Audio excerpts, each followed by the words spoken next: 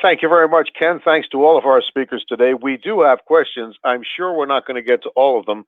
I will ask what I can fit here.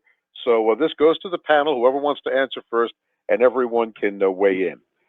Does a business have a duty to install technology that will prevent screen scraping by third parties who access PI where the customer is given the third party access? That is, gives his password to his accountant. Any ideas on that? Well, I mean, I think in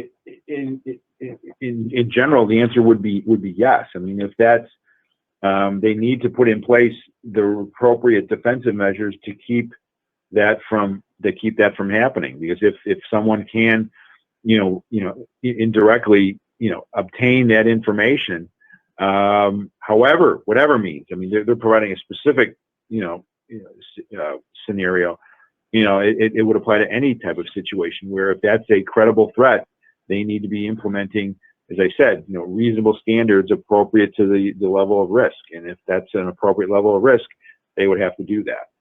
Let's address another question maybe someone else might want to answer. Does an attestation need to be something outside of the contract with the service provider? This is MJ. No, it doesn't have to be outside. It can be within the contract, or it can be in an addendum. We've seen that happen. We've drafted. Thank you. Yep. Thank you for that brief reply. And one more, and then we're going to have to wrap up. Does the statute apply to a company that provides a business with contractors who have access to data? Yes, absolutely.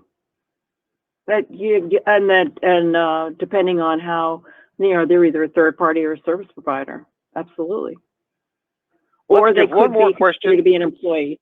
Sorry. Okay, one more question for Paul. Okay, Paul, any insight on the number of requests businesses have received under CCPA since the effective date of the beginning of this year, January 1st? I don't have any access. I mean, I think it's a fascinating question.